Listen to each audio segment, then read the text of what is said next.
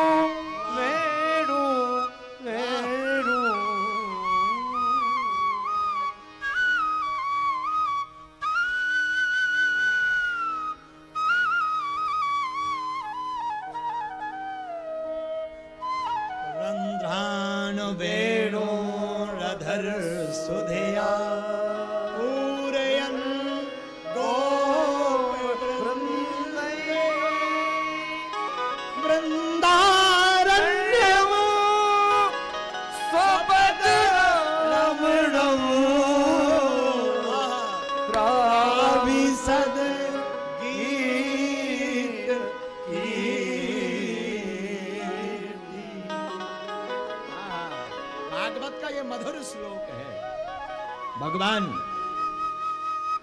मोर पंख धारण किए, माधव सांवला स्वरूप है। अब आप कल्पना करना मन में, सांवला स्वरूप, मोर पंख धारण किए, भगवान का छोटा सा रूप है, घुंघराली लटे हैं, लाल लाल होंठ हैं, सफेद दंतावली है, बड़े बड़े नेत्र हैं कजरारे।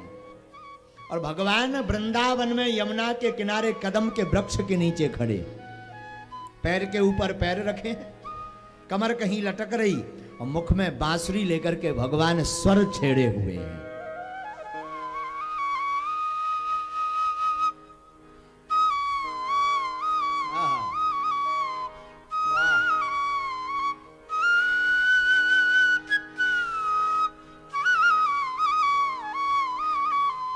ये बांसुरी की सुर को सुन करके जो यमुना जी का जल है वो बांधव की बांसुरी को सुनकर के ठहर जाता है, पत्थर बन जाता, पाषाण। और यही बांसुरी की सुर के सुनकर के जो गोवर्धन के पर्वत हैं, वो बांसुरी की सुर के सुनकर के पिघल करके रस भर करके बहने लगते हैं। अद्भुत स्वरूप भगवान का। सुखदेव जी ने सुना, हाँ कोई इतना सुंदर, इस श्लोक में तो बड़ी सुंदरता है। पर सुखदेव जी ने विचार किया, भाई कोई सुंदर हो पर स्वभाव ठीक ना हो।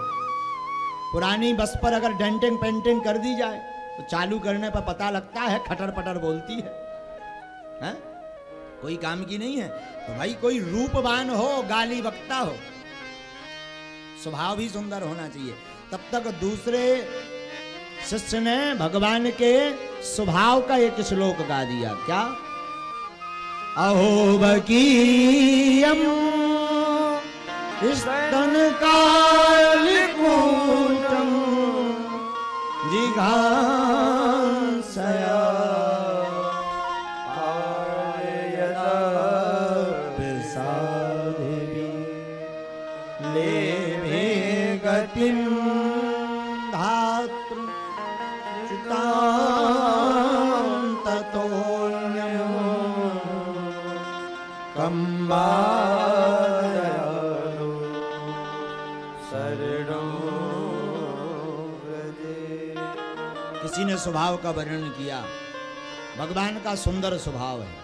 कैसा स्वभाव?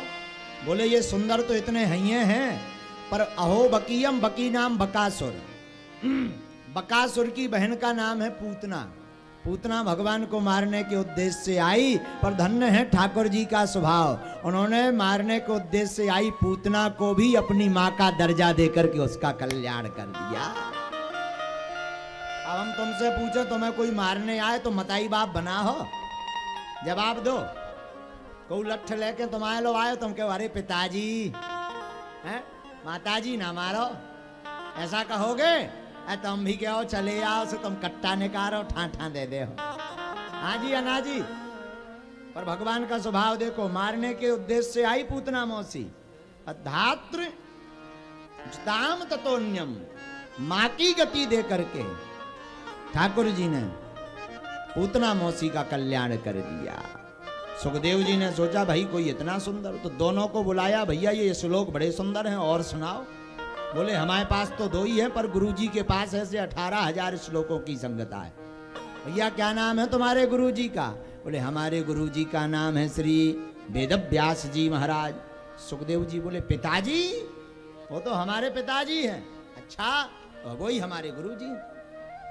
भागे भागे गए सुखदेव जी, चरण पकड़ लिए। अब वेदव्यास जी रो पड़े भागवत की महिमा देखकर। जिस पुत्र के पीछे यम प्रभजन्त मनुपेतम पेत कृत्यम द्वीपायनो विरह कातर, जिस पुत्र के पीछे हम भाग रहे थे, धन्य है भागवत की महिमा, भागवत ने उस पुत्र को ही दौड़ा दौड़ा हमारे पास बुला लिया। शरण में आए सुखदेव जी ने भागवत की संगता को ग्रहण किया, अध्ययन मधुर किया। और देखो कथा व्यासों का काम है भगवान की महिमा को जन जन तक पहुंचाना। क्या करना? पहुंचाना। हम भैया सुनाई सकाई चलबो तुम्हारो काम। हाँ जी अना जी, हम खूब सुनाइए, खूब गरो बकिए, माइक लगाइए, झींका मजीरा खूब बजाइए, और तुम्हारे कान ही ना फूटे तो हम क्या करें? हैं? तुम्हारे भीतर चित्त में चढ़ाई ना तो करें का? व्यास जी का काम तो है कहना, चलना तो आपका काम है। चलोगे तो पाओगे, नहीं चलोगे तो बैठे रहोगे।